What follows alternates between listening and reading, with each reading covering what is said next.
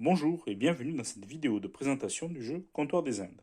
Dans Comptoir des Indes, chaque joueur va incarner une compagnie maritime constituée par l'une des principales nations européennes des XVIe et XVIIe siècles. Dans Comptoir des Indes, votre objectif sera d'obtenir le maximum de points de victoire. Pour acquérir ces points de victoire, vous pouvez vous emparer de monopoles sur les ressources qui sont produites en Inde, plus spécifiquement obtenir les monopoles sur des ressources qui vous sont attribuées dans un objectif secret en début de partie, ou encore répondre à des objectifs secondaires. Dans Comptoir des Indes, les joueurs jouent à tour de rôle. À son tour, un joueur commence par piocher une carte événement. Il la résout, là c'est une forte demande en cannelle. Le joueur qui s'emparera du monopole de la cannelle bénéficiera d'un point de victoire permanent. Le joueur qui pioche cette carte aura également 6 points d'action à ce tour. Avec ces 6 points d'action, le joueur britannique peut accomplir deux choses. Première chose, il peut recruter de nouveaux marchands. Chaque marchand qu'il va recruter va lui coûter un point d'action. Par exemple, en recrutant 2 marchands, le joueur britannique a dépensé 4 points d'action. Il reste donc 4 points d'action au joueur britannique. Avec ces 4 points d'action, il peut décider d'envoyer des marchands en Inde. 4 points d'action, 4 marchands qu'il décide d'aller placer en Malabar. Le joueur britannique n'aurait pas pu placer ses pions sur plusieurs régions en même temps lors de son tour.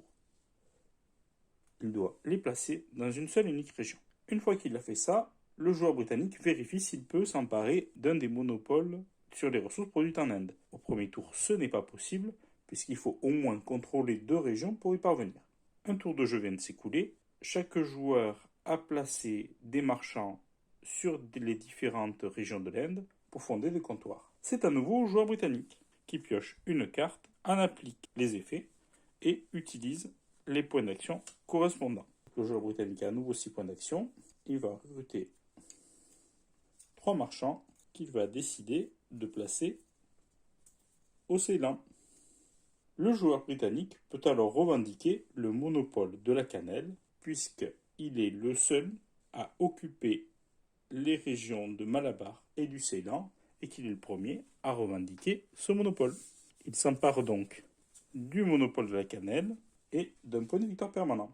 Bien entendu, en cours de partie, il arrivera qu'un joueur veuille occuper une région qui est déjà occupée par un autre. Par exemple, le joueur hollandais pourrait être intéressé par acquérir le monopole des épices.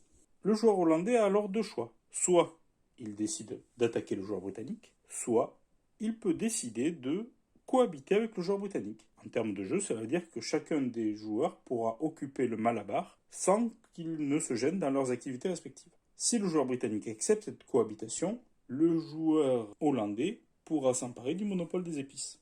Bien entendu, parfois un combat va se produire entre 2 joueurs. Les combats se déroulent à l'aide de ces cartes. Chaque joueur va piocher autant de cartes combat qu'il n'a de marchands sur la région où le combat se déroule. L'attaquant est toujours le joueur qui a refusé la cohabitation. L'attaquant doit lancer une attaque. Une attaque consiste à annoncer un nombre suivi d'une arme.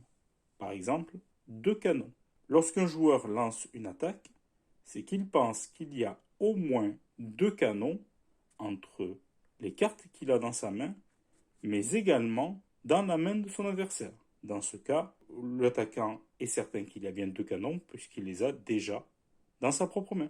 À son tour, le défenseur peut soit lancer une meilleure attaque que l'attaquant, c'est-à-dire qu'il va annoncer un nombre plus élevé que celui de l'annonce précédente. Il pourrait dire par exemple 3 pistolets ou 4 sabres. Il peut également contrer l'attaque. Quand il contre l'attaque, les joueurs révèlent chacun leur carte. On compte le nombre de symboles. Si le nombre de symboles est inférieur ou égal à celui annoncé, c'est le joueur qui a effectué la dernière annonce qui remporte le combat. Dans le cas contraire, c'est son adversaire.